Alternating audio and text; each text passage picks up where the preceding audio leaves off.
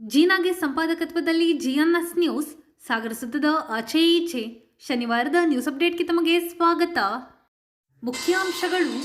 ಸಾಗರ ಶ್ರೀ ಮಾರಿಕಾಂಬಾ ದೇವಸ್ಥಾನದಲ್ಲಿ ಮೇ 1ರಿಂದ ಮೇ 3ರವರೆಗೆ ಅಷ್ಟಬಂಧ ಮತ್ತು ಬ್ರಹ್ಮಕಲಶೋತ್ಸವ. ಧಾರ್ಮಿಕ ಕಾರ್ಯಕ್ರಮದ ಆಹ್ವಾನ ಪತ್ರಿಕೆ ಲೋಕಾರ್ಪಣೆ ಮಾಡಿ ಮಾಹಿತಿ ನೀಡಿದ ನಾಗೇಂದ್ರ ಕೆಎನ್ ಸುಂದರ್ ಸಿಂಗ್ ಗಿರಿಧರ್ ರಾವ್. ಅಷ್ಟಬಂಧ ಬ್ರಹ್ಮಕಲಶೋತ್ಸವ ಧಾರ್ಮಿಕ ಕಾರ್ಯಕ್ರಮದ ಮಹತ್ವ ತಿಳಿಸಿದ ಅರ್ಚಕ ರವಿ ಪೋತರಾಜ. ಕಳೆದ 5 ವರ್ಷಗಳಲ್ಲಿ ಶಿವಮೊಗ್ಗ ಲೋಕಸಭಾ ಕ್ಷೇತ್ರದ ಅಭಿವೃದ್ಧಿಗೆ 20,000 ಕೋಟಿ ರೂಪಾಯಿ ಅನುದಾನ ತರಲಾಗಿದೆ ಎಂದ ಬಿ.ವೈ. ರಾಘವೇಂದ್ರ. ಬಂಗಾರಪ್ಪ ಅವರ ಮೇಲೆ ಅಭಿಮಾನ ಇರಲಿ, ಅವರ ಪುತ್ರಿ ಎಂದು ಓಟ್ ಕೊಡಬೇಡಿ ಎಂದ ಹರತಾಳು. ಈಗ ಸುದ್ದಿಯ ವಿವರ. ಸಾಗರದ ಶ್ರೀ ಮಾರಿಕಾಂಬಾ ದೇವಸ್ಥಾನದ ಅಷ್ಟಬಂಧ ಮತ್ತು ಬ್ರಹ್ಮಕಲಶೋತ್ಸವ ಧಾರ್ಮಿಕ ಕಾರ್ಯಕ್ರಮ ಮೇ 1ರಿಂದ ಮೇ 3ರವರೆಗೆ ನಡೆಯಲಿದೆ ಎಂದು ಸಮಿತಿ ಅಧ್ಯಕ್ಷ ಕೆಎನ್ ನಾಗೇಂದ್ರ ತಿಳಿಸಿದ್ದಾರೆ.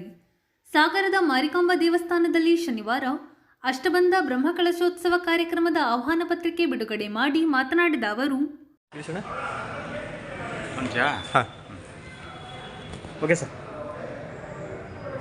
ಸಾಗರ ಶ್ರೀ ಮಾರಿಕಾಂಬಾ ವ್ಯವಸ್ಥಾಪಕ ಸಮಿತಿಯ ಅಧ್ಯಕ್ಷರಾದಂಥ ನಾಗೇಂದ್ರನವರು ಮಾತಾಡ್ತಾ ಇದ್ದೀವಿ. ಸಾಗರದಲ್ಲಿ ಶ್ರೀ ಮಾರಿಕಾಂಬಾ ದೇವಿಯ 2 ದೇವರುಗಳಲ್ಲಿ ಅಷ್ಟಬಂಧ ಮಾಡಬೇಕು ಅನ್ನೋದ್ರ ಬಗ್ಗೆ ಈ ವಿಚಾರ ಬಂದಿತ್ತು. ಈ ವಿಚಾರ ಬಂದಾಗ ನಾವುಗಳು ಈ ಬಾರ್ಕೂರಲ್ಲಿ ವಿದ್ವಾಂಸರಿಗೆ ಹೋಗಿ ವಿಚಾರ ಮಾಡಿದ್ದೀವಿ. ಋಷಿಕೇಶ್ ಬಾಯರ್ ಅಂತ ಅವರು ಸಹ ಹೇಳಿದರು, ಒಂದು ದೇವಸ್ಥಾನದಲ್ಲಿ ಒಂದು ಕಲ್ಲನ್ನು ಪ್ರತಿಷ್ಠಾಪನೆ ಮಾಡಬೇಕಾದ್ರೆ ನಾವು ಅಷ್ಟಬಂಧಗಳೆಲ್ಲ ಹಾಕಿರ್ತೀವಿ. ಆ ಅಷ್ಟಬಂಧಗಳಲ್ಲಿ ನಮ್ಮ ದೇವಸ್ಥಾನಗಳಲ್ಲಿ ಅಷ್ಟಬಂಧ ಎಲ್ಲ ಹೋಗಿದೆ. ಆ ಕಾರಣದಿಂದ ಪ್ರತಿ 12 ವರ್ಷಕ್ಕೊಂದ್ಸರಿ ಮಾಡಬೇಕಾಗಿತ್ತು. ಮಾಡದೇ ಇರೋ ಕಾರಣಾಂತರದಿಂದ ಈಗ ಮಾಡ್ಬೋದು ಅಂತ ಹೇಳಿ 3 ದಿನ ನಿಗದಿಪಡಿಸಿ ಕೊಟ್ಟಿದ್ದಾರೆ. ಒಳ್ಳೆ ಮುಹೂರ್ತನ ಮೇ 1 ಮತ್ತು 2, 3. 1ನೇ ತಾರೀಕು ಬೆಳಗ್ಗೆ 7 ಗಂಟೆಗೆ ಸಾಗರ ಎಲ್ಲ ಸಾಗರದ ಮಹಿಳೆಯರಿಗೆ ಆಹ್ವಾನ ಮಾಡಿದ್ದೀವಿ. ಪ್ರತಿಯೊಂದು ಮನೆಗೆ ಪಾಂಪ್ಲೆಟ್ಸು ಮತ್ತೊಂದು ಎಲ್ಲದನ್ನು ಕೊಟ್ಟು ಪ್ರಚಾರ ಮಾಡಿದ್ದೀವಿ.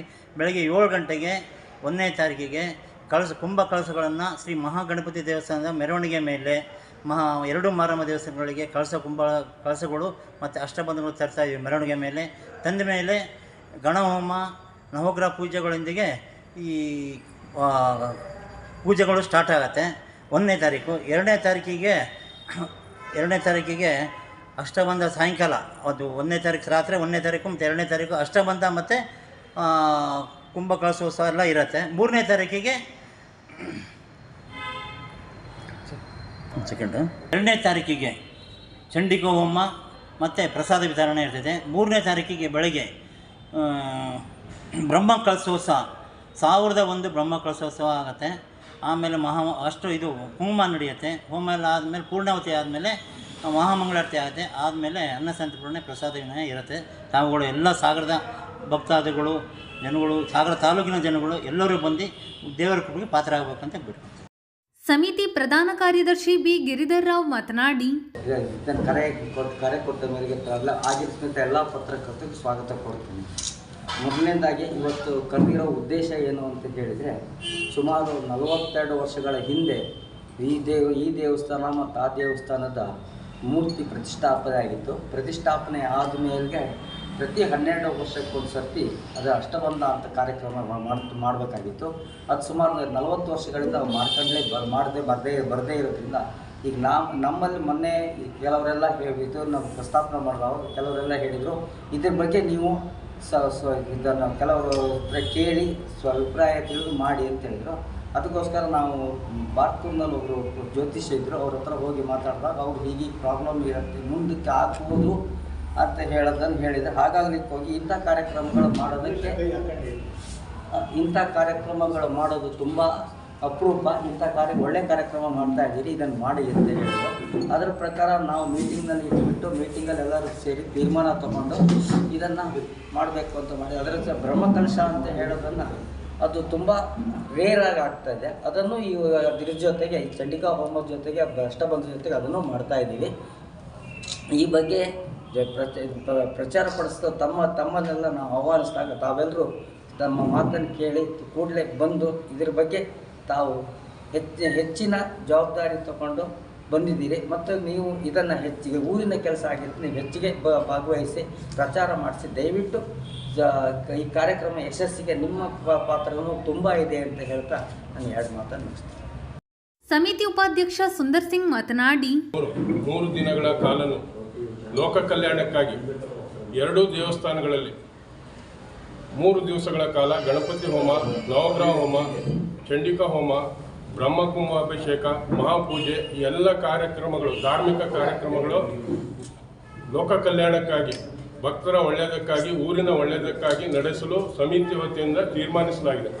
ಈ ಎಲ್ಲ ಕಾರ್ಯಕ್ರಮಗಳಿಗೆ ಈ ಸಾಗರದ ಸಮಸ್ತ ಭಕ್ತರು ಪಾಲ್ಗೊಂಡು ಈ ಕಾರ್ಯಕ್ರಮಗಳನ್ನು ಯಶಸ್ವಿಗೊಳಿಸಿಕೊಡಬೇಕು. 3ನೇ ತಾರೀಕಿನ ದಿವಸ ಸಾರ್ವಜನಿಕ ಅನ್ನ ಸಂತರ್ಪಣೆ ಕಾರ್ಯಕ್ರಮ ಇರ್ತದೆ.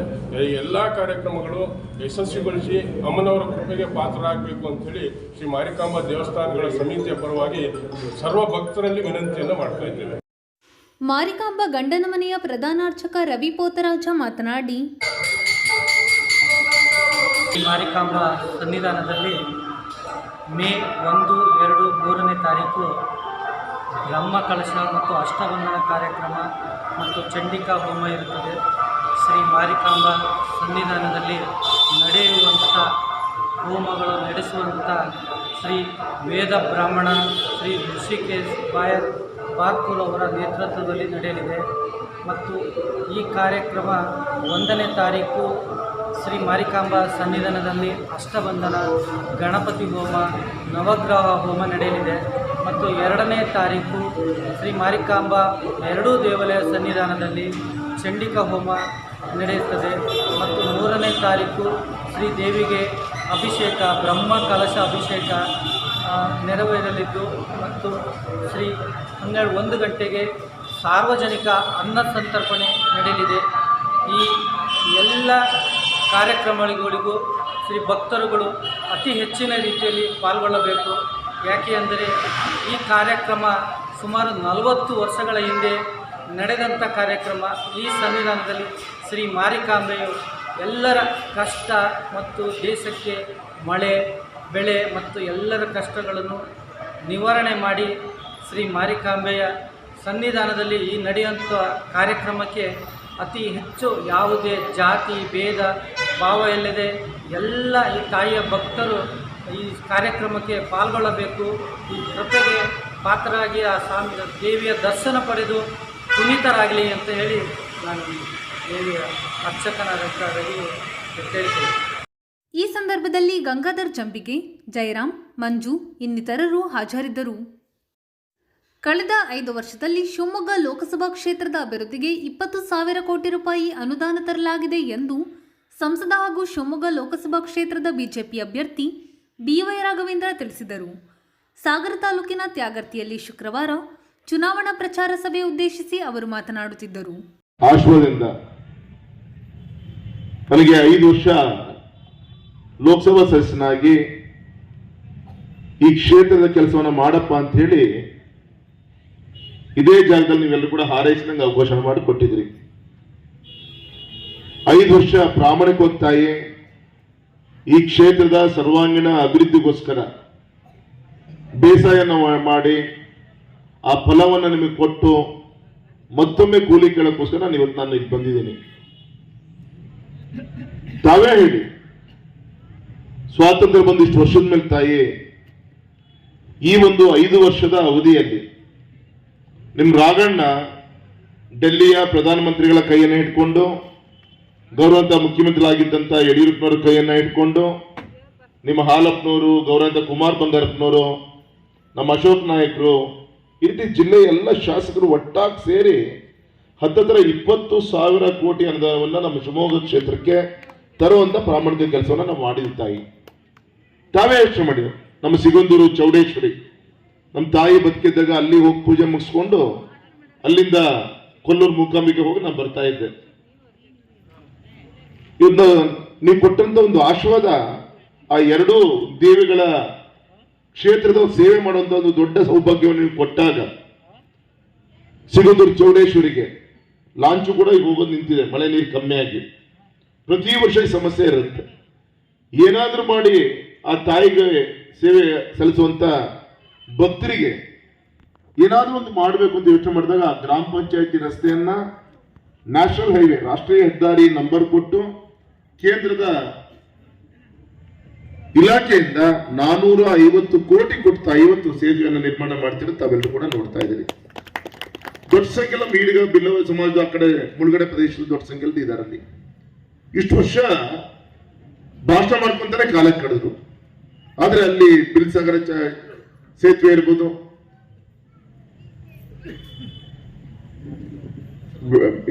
ಬೆಟ್ಕೋಡಿ ಪಟ್ಕೊಪ್ಪ ಆಯ್ತು, ನಿನ್ನೆ ಒಂದು ಸ್ಯಾಂಕ್ಷನ್ ಮಾಡಿಸ್ನಲ್ಲ ಮೋಹನ್, ಬೆಕ್ಕೋಡಿ ಸೇತುವೆ 390 ಕೋಟಿ ತಾಯಿ, 3/4 ಕಿಲೋಮೀಟರ್ ಸೇತುವೆ. ಅದಾಯ್ತು ಅಂದ್ರೆ ಹೊಸನಗರದಿಂದ ಕೊಲ್ಲೂರಿಗೆ ಬರೇ 15-20 ನಿಮಿಷ ನೀವೆಲ್ಲರೂ ಕೂಡ ಹೋಗ್ಬೋದು. ಅಂದ್ರೆ ಆಗುಂಬೆ ಘಾಟು ಲಾರಿ ಹತ್ಕೊಂಡ್ ಬರೋದು ಕಷ್ಟ ಆಗ್ತದೆ. LPG ಗ್ಯಾಸ್ ಸಿಲಿಂಡರ್ ಬರಬೇಕು, ಅಲ್ಲಿಂದ ಮೀನು ಬರ್ಬೇಕು, ಸಮುದ್ರದ ಮೀನು. ಇಲ್ಲಿಂದ ಮಣಿಪಾಲ್ ಹಾಸ್ಪಿಟ್ಲ್ ಹೋಗ್ಬೇಕು ತಾಯಿ. ಅಲ್ಲಿ ಈಗ 12 ಕಿಲೋಮೀಟರ್ ಸುರಂಗ ಮಾರ್ಗವನ್ನ ಮಾಡಿ 3,000 ಕೋಟಿ ಖರ್ಚು ಮಾಡಿ ಅಲ್ಲಿ ಟನಲ್ ಅನ್ನ ಮಾಡುವಂತ ಕೆಲಸ ಕೂಡ ಈಗಾಗಲೇ ಶುರು ಮಾಡ್ತಾ ಇದೆ. ವಿಮಾನ ನಿಲ್ದಾಣ ಆಯ್ತು, ಹಿಂದೆ ಯಾಕಾಗಲೇ ಈಗ ಹೇಗಾಯ್ತು? ಯಾರು ಶ್ರೀಮಂತರ ಮಕ್ಕಳಿಗೋಸ್ಕರ ಅಲ್ಲ, ನಮ್ಮ ರೈತರ ಮಕ್ಕಳು ವಿದ್ಯಾವಂತರಾಗಿದ್ದಾರೆ, ಉದ್ಯೋಗ ಮಾಡಬೇಕು ಅಂದ್ರೆ ಸರ್ಕಾರಿ ಕೆಲಸ ಸಿಗ್ತಾ ಇಲ್ಲ. ಅಪ್ಪನ ಜೊತೆ ಬಂದು ಹೊಲದ ಕೆಲಸ ಮಾಡಕ್ ಆಗ್ತಿಲ್ಲ. ಸಮಯನ ದುಡ್ಡು ಅಂತ ಯೋಚನೆ ಮಾಡುವಂತ ದೊಡ್ಡ ದೊಡ್ಡ ಕೈಗಾರಿಕಾ ಉದ್ಯಮಿಗಳು ನಮ್ಮ ಶಿವಮೊಗ್ಗ ಬರಬೇಕು, ಬಂಡವಾಳ ಹಾಕ್ಬೇಕು, ಫ್ಯಾಕ್ಟರಿಗಳನ್ನ ಶುರು ಮಾಡಬೇಕು, ನಮ್ಮ ರೈತರ ಮಕ್ಕಳಿಗೆ ಅಕ್ಕ ತಂಗಿರ ಉದ್ಯೋಗ ಸೃಷ್ಟಿ ಮಾಡ್ಬೋದಾ? ಆದಿಕಲ್ಲಿ ಇವತ್ತು ಯಡಿಯೂರಪ್ಪ ಸಾಹೇಬರು ವಿಮಾನ ನಿಲ್ದಾಣವನ್ನು ಮಾಡುವಂತ ಕೆಲಸವನ್ನ ಮಾಡಿದ್ರು. ತಾಯಿ ನಿಮ್ ರಾಘಣ್ಣ 2008 ನಂಗೆ MP ಮಾಡಿದಾಗ ಟ್ರೈನ್ ಶಿವಮೊಗ್ಗವರೆಗೂ ಕೂಡ ಬಂದು ನಿಂತ್ಕೊಂತ ಇತ್ತು. ನಾನು ಬಂದ್ಮೇಲೆ 180 ಕೋಟಿ ಖರ್ಚು ಮಾಡಿ ಅಲ್ಲಿ ಶಿವಮೊಗ್ಗದಿಂದ ತಾಳಗುಪ್ತರು ಕೂಡ ಬ್ರಾಡ್ಗೇಜ್ ಮಾಡಿಸಿದ್ಕೆ ಇವತ್ತು 8-10 ಟ್ರೈನ್ಗಳು ನಮ್ಮ ಸಾಗರಕ್ಕೆ ಈ ಕಡೆ ಭಾಗದಲ್ಲಿ ತಾಳಗುಪ್ತರು ಕೂಡ ಬರ್ತಾ ಇರುತ್ತೆ. ನೀವೆಲ್ಲರೂ ಕೂಡ ನೋಡ್ತಾ ಇದ್ದೀರಿ. ನೀರಾವರಿ ಯೋಜನೆಗೆ ಆದ್ಯತೆಯನ್ನು ಕೊಡುವಂತ ಕೆಲಸ ಇವತ್ತು ನಮ್ಮ ಬಂಗಾರಪ್ಪನವರ ಹೆಸರಲ್ಲಿ ಸುಮಾರು 2 ಎಕರೆ ಜಾಗದಲ್ಲಿ ಹೆಲಿಪ್ಯಾಡ್ ಪಕ್ಕದಲ್ಲಿ ಸಮುದ್ರ ಭವನ ಕಟ್ಟಿದ್ ನಿಮ್ ರಾಘಣ್ಣ. ಯಾರಾದ್ರೂ ಹಸುವಂತ ಬಂದ್ರೆ ಊಟ ಹಾಕಿದ್ರೆ ಹೊಟ್ಟೆ ತುಂಬುತ್ತಾರೆ. ಜೀವನದ ಹಸುವನ್ನ ದೂರ ಮಾಡ್ಬೇಕು ಅಂದ್ರೆ ವಿದ್ಯಾಭ್ಯಾಸ ಕೊಟ್ಟಾಗ ಮಾತ್ರ ಸಾಧ್ಯ ತಾಯಿ. ನಮ್ಮ ಈಡಿಗ ಸಮಾಜದ ಹೆಣ್ಮಕ್ಳಿಗೆ ವಿದ್ಯಾಭ್ಯಾಸ ಮಾಡಕ್ಕೆ 12 ಕೋಟಿ ಖರ್ಚು ಮಾಡಿ ಶಿವಮೊಗ್ಗದಲ್ಲಿ ಗೋಪಾಳದಲ್ಲಿ ಹಾಸ್ಟೆಲ್ ಅನ್ನ ಕಟ್ಟಿಸುವಂತ ಕೆಲಸ ಇವತ್ತಿಗಾಗಲೇ ಆಗಿದೆ. ಮಕ್ಕಳೇ ಮಾತಾಡ್ತಾ ಹೇಳಿದ್ರು, ಗರ್ತಿಕೆರೆಯ ನಮ್ಮ ಈಡಿಗ ಮಠ ಇವತ್ತು 6 ಕೋಟಿ ಖರ್ಚು ಮಾಡಿ ಕಟ್ಟುವಂತ ಕೆಲಸ ಆಗ್ತಾ ಇದೆ. ಗೌರವಂತ ಬಂಗಾರಪ್ಪನವರ ಪ್ರತಿಮೆಯನ್ನು ಸ್ವರ್ಗದಲ್ಲಿ ನಿರ್ಮಾಣ ಮಾಡುವಂತ ಕಾರ್ಯ ಆಗಿದೆ. ಕೋಟಿ ಚೆನ್ನಯ್ಯ ನಮ್ಮ ಬಿಲ್ಲವ ಸಮಾಜದ ಬಂದು ಆ ಥೀಮ್ ಪಾರ್ಕ್ ಅನ್ನ ಕಟ್ಟುವಂತ ಕಾರ್ಕಳದ 99 ಎಕರೆ ಜಾಗದಲ್ಲಿ ಅಭಿವೃದ್ಧಿ ಮಾಡೋ ಕೆಲಸ ಆಗಿದೆ. ಜಾತಿ ಹೆಸರು ಹಿಡ್ಕೊಂಡು ದೊಡ್ಡ ಸ್ಥಾನಮಾನಕ್ಕೆ ಹೋದ್ರೆ ಹೊರತು ಸಮಾಜವನ್ನ ಗುರುತಿಸುವಂತ ಕೆಲಸವನ್ನ ಮಾಡಲಿಲ್ಲ. ಬಡತನವನ್ನ ಪ್ರೀತಿ ಮಾಡಿದ್ರೆ ಹೊರತು ಬಡವನ ಪ್ರೀತಿ ಮಾಡುವಂತ ಕೆಲಸ ಮಾಡಲಿಲ್ಲ. ಎಲ್ಲಿಯವರು ಕೂಡ ಬಡತನ ಇರ್ತಾ ಅಲ್ಲಿ ನಾವು ಹೇಳಿದ ಜಾಗ ಹೆಬ್ಬೆಟ್ಟು ಹೊತ್ಕೊಂತಾರೆ ಅಂತೇಳಿ ಇಂದಿರಾ ಗಾಂಧಿ ಕಾಲದಲ್ಲಿ ಇದ್ದಂತ 2/3 ಮೆಜಾರಿಟಿ ಇದ್ದಂತ ಕಾಂಗ್ರೆಸ್ ಪಕ್ಷ ಇವತ್ತು ವಿರೋಧ ಪಕ್ಷ ನಾಯಕನ ಸ್ಥಾನನೂ ಇಲ್ಲ. ಮೊನ್ನೆ ಪ್ರಧಾನಮಂತ್ರಿಗಳು ಚೊಂಬಿನ ಒಂದು ಪೇಪರ್ ಜಾಹೀರಾತನ್ನು ಹಾಕೊಂಡು ಅವರಿಗೆ ಮುಜುಗರ ಮಾಡುವಂತ ಅಡ್ವರ್ಟೈಸ್ಮೆಂಟ್ ಹಾಕುವಂತ ಕೆಲಸ ಮಾಡಿರಲಿಲ್ಲ ಸಿದ್ದರಾಮಯ್ಯನವರೇ. ಆ ಚೊಂಬನ ಕೊಟ್ಟಿದ್ದು ನಮ್ಮ ಜನರಿಗೆ ನೀವೇನ್ ಕೊಟ್ರಿ, ಆದ್ರೆ 68 ವರ್ಷದಲ್ಲಿ ಮಾಡಿದಂತ ತಪ್ಪಿನ ಫಲ ಇವತ್ತು ಸನ್ಮಾನಿಸಿದ ನರೇಂದ್ರ ಮೋದಿ ಅದೇ ಚೊಂಬನ್ನ ಅಕ್ಷಯ ಪಾತ್ರೆಯಾಗಿ ಈ ಭಾಗದ ಸರ್ವಾಂಗೀಣ ಅಭಿವೃದ್ಧಿಯನ್ನ ಮಾಡ್ತಾ ಇದೆ ಅಂತ ತಾಯಿ ಮತ್ತೆ ಹೇಳ್ತೀನಿ. ತಾಯಿ ನಾ ಇಷ್ಟು ಮಾತ್ರ ಹೇಳ್ತೀನಿ ತಾಯಿ, ದೇವ್ರ ಮೆಚ್ಚರಿದೆ ನಮ್ಮ ರಾಘಣ್ಣ ಕೆಲಸ ಮಾಡಿದ್ದೇನೆ. ಕೋವಿಡ್ ಸಂದರ್ಭದಲ್ಲಿ ನನ್ನ ಹೆಂಡತಿ ಮಕ್ಕಳು ಅಂತ ಎಲ್ಲೂ ಓಡೋಗ್ಲಿಲ್ಲ. ಕೋವಿಡ್ ಸಂದರ್ಭದಲ್ಲೂ ಕೂಡ ಅಂತಾರಾಷ್ಟ್ರೀಯ ಹೆಲ್ತ್ ಆರ್ಗನೈಸೇಷನ್ ಒಂದು ರಿಪೋರ್ಟ್ ಕೊಟ್ಟಿತ್ತು, ಸುಮಾರು 4-5 ಕೋಟಿ ಸಾವಾಗ್ಬೋದು ಭಾರತದಲ್ಲಿ. ಆಸ್ಪತ್ರೆಗೆ ಬೇಕಂತ ವ್ಯವಸ್ಥೆಗಳಿಲ್ಲ, ಅವಿದ್ಯಾವಂತರಿದ್ದಾರೆ, ಹಾಗಾಗಿ ದೇಶ ಉಳಿಯೋದು ಕಷ್ಟ ಅಂತ ಹೇಳಿ ರಿಪೋರ್ಟ್ ಕೊಟ್ಟಾಗ ಕೇವಲ 4-5 ಲಕ್ಷನೂ ಕೂಡ ಸಾವಾಗ್ಲಿಕ್ಕೆ ಸನ್ಮಾನಿಸಿದ ನರೇಂದ್ರ ಮೋದಿ ಬಿಡ್ಲಿಲ್ಲಲ್ಲ. ಗರೀಬಿ ಹಠಾವೋ ಬಡವರ ಕಲ್ಯಾಣ ಅಂತ ಭಾಷಣ ಮಾಡಲಿಲ್ಲಲ್ಲ. ಬಡವರ ಕಲ್ಯಾಣ ಯೋಜನೆ, ಗರೀಬಿ ಕಲ್ಯಾಣ ಯೋಜನೆ ಮುಖಾಂತರ ಸುಮಾರು 2 ವರ್ಷ ನಮಗೆ 10 ಕೆಜಿ ಅಕ್ಕಿ ಕೊಟ್ಟು ನಮ್ಮನ್ನ ಉಳಿಸಿದ್ರಲ್ಲ. ನಿನ್ನೆ ಒಬ್ಬ ಹಿಂಗೆ ಭಾಷಣ ಮಾಡ್ಬೇಕಾದ್ರೆ ತೀರ್ಥಲ್ಲಿಂದ ಬಂದ. ನಾನೊಂದು ಲೆಕ್ಕ ಹೇಳಿದೆ ಅವನಿಗೆ, ಲೆಕ್ಕ ಹೇಳಿದ್ಮೇಲೆ ಅವ್ನು ಬಂದ, ಅಣ್ಣ ನಾನೊಂದು ಲೆಕ್ಕ ಕೊಡ್ತೀನಿ ಅಂತ. ಬಾರಪ್ಪ ಅಂದೆ. ಅವ್ನು ಹೇಳ್ದ ಮಾತಾಡ್ತಾ, ಅಣ್ಣ ನಾನು ಬೆಳಗಿಂದ ಸಂಜೆವರೆಗೂ ಕೆಲಸ ಮಾಡಿದ್ಮೇಲೆ ಸಂಜೆ ಮೇಲೆ 1 ಕ್ವಾರ್ಟರ್ ಹಾಕುವಂಥದ್ದು ಹಂಗೆ ಅಭ್ಯಾಸ ಇದೆ. ಒಂದ್ಸರಿ ಖುಷಿ ಹೆಚ್ಚಾಯ್ತಂದ್ರೆ 2 ಕ್ವಾರ್ಟರ್ ಹಾಕ್ತೀನಿ. ಮೊದಲು 25 ರೂಪಾಯಿ ಇತ್ತು, ಈಗ ಕಾಸ್ಟ್ಲಿ ಆಗಿದೆ. ಈಗ ಒಂದು ದಿನಕ್ಕೆ ನಾನೇ 40-50 ರೂಪಾಯಿ ಆ ಒಂದು ಅಬ್ಕಾರಿ ಟ್ಯಾಕ್ಸ್ ಅನ್ನ ನಾನೇ 1 ಕ್ವಾರ್ಟರ್ನ ಕಟ್ತೀನಿ. ದಿನಕ್ಕೆ 2 ಕ್ವಾರ್ಟರ್ಗೆ 100 ರೂಪಾಯಿ ಆಯ್ತು. 30 ದಿನಕ್ಕೆ ಎಷ್ಟಾಯ್ತು? 3,000 ರೂಪಾಯಿ ಆಯ್ತು. ನಾನೇ ಸಿದ್ದರಾಮಯ್ಯ 3,000 ಕೊಡ್ತೀನಿ, ಅದ್ರಲ್ಲಿ 2,000 ರೂಪಾಯಿ ನನ್ನ ಹೆಂಡತಿ ಕೊಡ್ತಾನೆ, ಇನ್ನೊಂದು 1,000 ರೂಪಾಯಿ ಸಿದ್ದರಾಮಯ್ಯ ಜೋಬಲ್ಲೇ ಉಳಿತಾ ಇದ್ದಾನ ಅಂತಂದೆ. ಮಾಜಿ ಸಚಿವ ಹಾಗೂ ಬಿಜೆಪಿ ರಾಜ್ಯೋಪಾಧ್ಯಕ್ಷ ಎಚ್ ಹಾಲಪ್ಪ ಹರತಾಳು ಮಾತನಾಡಿ, ಬಿಜೆಪಿ ಗೆದ್ರೆ ಭಾರತ ಗೆಲ್ತದೆ. ಹಾಗಾಗಿ ಈ ಚುನಾವಣೆ ಬಹಳ ಮುಖ್ಯವಾಗಿದೆ. ಮೋದಿಯವರ ನಾಯಕತ್ವಕ್ಕಾಗಿ ಮತ್ತೊಮ್ಮೆ ಮೋದಿಯವರಿಗೆ ತಾವು ಆಶೀರ್ವಾದ ಮಾಡಬೇಕು ಅಂತ ವಿನಂತಿ ಮಾಡಿಕೊಳ್ತಾ, ಅಭಿವೃದ್ಧಿ ವಿಷಯ ಹೇಳಿದೆ ನಾನು. ನಮ್ಮ ರಾಘವೇಂದ್ರ ಸರ್ ಹೇಳ್ತಾ ಇದ್ರು, ನಾನು ಹೇಳಬೇಕಾಗಿತ್ತು, ಹೇಳಕ್ಕೆ ಮರ್ತು ಬಿಟ್ಟೆ, ಅದನ್ನು ನೆನಪು ಮಾಡಿದರು. ನೋಡಿ, ಎಲ್ಲ ಜಾತಿ ಜನಾಂಗಕ್ಕೆ ಈ ಬಿಜೆಪಿ ಸರ್ಕಾರದಲ್ಲಿ ಸಹಾಯ ಆಗಿದೆ. ಅದರ ಹಿಂದೆ ಲೋಕಸಭಾ ಸದಸ್ಯರು ಕೈ ಜೋಡಿಸಿದ್ದಾರೆ, ಅವರು ಒಂದಿಷ್ಟು ಸ್ಯಾಂಕ್ಷನ್ ಮಾಡಿಸಿದ್ದಾರೆ. ಅದು ಇಲ್ಲಿಯ ಗಂಗಾ ಮತಸ್ಥ ಸಮಾಜ ಇರ್ಬೋದು, ಇಲ್ಲಿಯ SC ST ಇರ್ಬೋದು, ಇಲ್ಲಿಯ ಈಡಿಗ ಬಹುಸಂಖ್ಯಾತರಾದ ಈಡಿಗ ಸಮಾಜಕ್ಕೆ ಕೂಡ ನಾವು ಸೋಲೂರು ಮಠ ಅಂತ ಹೇಳಿ ಅಲ್ಲಿ ಕಟ್ಟಿದಾಗ ಯಡಿಯೂರಪ್ಪ ಸಾಹೇಬರು ಮುಖ್ಯಮಂತ್ರಿ ಅಲ್ಲಿಗೆ ಹೆಲಿಕಾಪ್ಟರ್ ಬಂದು, ನಾನು ಮಂತ್ರಿ ಇದ್ದೇನೆ, ಹೆಲಿಕಾಪ್ಟರ್ ಬಂದು ಇಳಿದು ಆ ಮಠಕ್ಕೆ ಒಂದು ಪ್ರಚಾರ ಕೊಟ್ಟು 2 ಕೋಟಿ ರೂಪಾಯಿ ಕೊಟ್ಟು ಮಠ ಕಟ್ಟೋದ್ರಲ್ಲಿ ಸಹಕಾರ ಕೊಟ್ಟರು. ಆ ಮಠದಲ್ಲಿದ್ದಂಥ ಸ್ವಾಮೀಜಿಯವರು ಯಾಕೋ ವ್ಯತ್ಯಾಸ ಬಂದು ಆ ಮಠ ಬಿಟ್ಟು ಗಟ್ಟಿಕೆರೆಯಲ್ಲಿ ಮಠ ಕಟ್ಟಿದ್ರು. ಆ ಮಠಕ್ಕೆ 6 ಕೋಟಿ ರೂಪಾಯಿಯನ್ನು ಕೊಡಿಸಿದ್ದೇವೆ. 6 ಕೋಟಿ ರೂಪಾಯಿನ ನಮ್ಮ ಲೋಕಸಭಾ ಸದಸ್ಯರು ಯಡಿಯೂರಪ್ಪನವರು ಬೊಮ್ಮಾಯಿ ಅವ್ರ ಕಾಲದಲ್ಲಿ ಕೊಡಿಸಿದ್ದೇವೆ. ಅದೇ ರೀತಿ ಈ ಊರಿನ ಯುವಕರೆಲ್ಲ ಸೇರಿ ನಾವು ಇಲ್ಲೊಂದು ಜಾಗ ಮಾಡಿಟ್ಕೊಂಡಿದ್ದೀವಿ, ದುಡ್ಡು ಕೊಡಿ ಅಂದರು. ಅದಕ್ಕೆ 2 ಕೋಟಿ ರೂಪಾಯಿ ಮಂಜೂರಾತಿ ಮಾಡಿಸಿದ್ದೀವಿ. ಅದರಲ್ಲಿ 50 ಲಕ್ಷ ಖರ್ಚಾಗಿದೆ, ನೋಡಿದ್ದೀವಿ ಫೌಂಡೇಶನ್ ಹಾಕಿ. ಅದನ್ನು ಕೂಡ ಬೇರೆ ಕಡೆ ಎತ್ತಂಗಡಿ ಮಾಡಿರಂತ ಕೇಳ್ಪಟ್ಟಿವಿ. ಹೊಸನಗರದಲ್ಲಿ ಈಡಿಗೆ ಭವನ ಕಟ್ಸಿದೀವಿ, ಅದಕ್ಕೆ ದುಡ್ಡು ಕೊಡ್ಸಿದೀವಿ ಟಕಣ. ಇದನ್ನ ಯಾರು ಮಾತಾಡಲ್ಲ. ಹೀಗೆ ಎಲ್ಲ ಕಡೆ ಹಲವು ಸಂಘಗಳಿಗೆ, ಸಂಸ್ಥೆಗಳಿಗೆ, ಎಲ್ಲ ಜಾತಿಯವರು ಯಾರಿಗೆ ದುಡ್ಡು ಬಂದಿಲ್ಲ ಹೇಳಿ ಹಣಕಾಸನ್ನು ಕೊಡಿಸ್ತಕ್ಕಂಥ ಪ್ರಯತ್ನ ಸಾಮೂಹಿಕವಾಗಿ ಸಮುದಾಯ ಭವನಗಳು ಕೊಡ್ತಕ್ಕಂಥ, ಗುಡಿ ಗೋಪುರಗಳಿಗೆ ಕೊಡ್ತಕ್ಕಂಥ ಕೆಲಸವನ್ನು ಕೂಡ ಮಾಡಿದ್ದೇವೆ. ಅದಕ್ಕಾಗಿ ರಾಘಣ್ಣ ಅವರಿಗೆ ಆಶೀರ್ವಾದ ಮಾಡಬೇಕು ಅಂತ ವಿನಂತಿ ಮಾಡ್ತೇನೆ. ಮತ್ತು ರಾಘವೇಂದ್ರ ಅವ್ರನ್ನ ಯಾರು ಎಷ್ಟೊತ್ತಿಗೂ ಸರಳ ಸಜ್ಜನ, ಮತ್ತು ನಿಮಗಂತೂ ಇಲ್ಲೇ ಶಿಕಾರಿಪುರ, ಇನ್ನೊಂದು 5-6 ಕಿಲೋಮೀಟ್ರಿಗೆ ನಿಮ್ಮದು ಗಡಿ, ನೀವು ಹೋಗ್ತೀರಿ ಬರ್ತೀರಿ ಗೊತ್ತೂ ಇದೆ, ನೋಡಿದ್ದೀರಿ. ಮತ್ತು ಅದಕ್ಕಾಗಿ ಅವ್ರನ್ನ ಆಶೀರ್ವಾದ ಮಾಡಬೇಕು. ಏರ್ಪೋರ್ಟು ಅದ್ರ ಬಗ್ಗೆನೂ ಮಾತಾಡಿದ್ರು ಅಂತ ಕಾಣುತ್ತೆ, ಹೆಚ್ಚಿಗೆ ಮಾತನಾಡಿದೆ. ಆದರೆ ನಾವು ರಾಘಣ್ಣ ಅವ್ರನ್ನ ಎಷ್ಟೊತ್ತಿಗೂ ನೋಡ್ಬೋದು, ಒಂದಿಷ್ಟು ಕೆಲಸನೂ ಮಾಡ್ಬೋದು. ಅದು ಯಾವುದೇ ವಿಷಯ, ಡೆಲ್ಲಿಲಿ ಹೋಗಿ ನೋಡಿದ್ದೇವೆ, ಬೆಂಗಳೂರಿನಲ್ಲಿ ನೋಡಿದ್ದೇವೆ, ಶಿವಮೊಗ್ಗದಲ್ಲಿ ನೋಡಿದ್ದೇವೆ, ಶಿಕಾರಿಪುರದಲ್ಲೂ ಭೇಟಿ ಮಾಡಿದ್ದೇವೆ, ಕೆಲಸ ಮಾಡಿಸಿದ್ದೇವೆ. ನಮ್ಮಂಥವ್ರು ಹೋಗ್ತೇವೆ, ನಿಮ್ಮಂಥವ್ರು ಕೂಡ ಹೋಗಿ ನೋಡಿದ್ದೀವಿ. ಆದರೆ ನಮ್ಮ ಅಭ್ಯರ್ಥಿ, ಕಾಂಗ್ರೆಸ್ ಪಕ್ಷದ ಅಭ್ಯರ್ಥಿ ಇದ್ದಾರೆ, ಅವರು ಬಂಗಾರಪ್ಪನವ್ರ ಮಗಳು ಅಂತ ಹೇಳಿ ಓಟ್ ಕೇಳ್ತಾರೆ.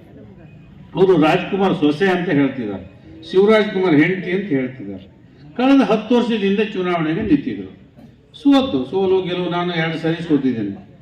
ಸೋಲು ಗೆಲುವೆಲ್ಲ ಇರ್ತದೆ ಸಹಜವಾಗಿ ರಾಜಕೀಯದಲ್ಲಿ. ಸೋತವರು ಮತ್ತೊಮ್ಮೆ ಎಂದಾದರೂ ಬಂದಿದ್ರೆ ಈ ಕಡೆ, ಈ ಊರಿನಲ್ಲಿ ಯಾರ್ದಾರು 5 ಜನರ ಹೆಸರು ಅವ್ರಿಗೆ ಗೊತ್ತಾ?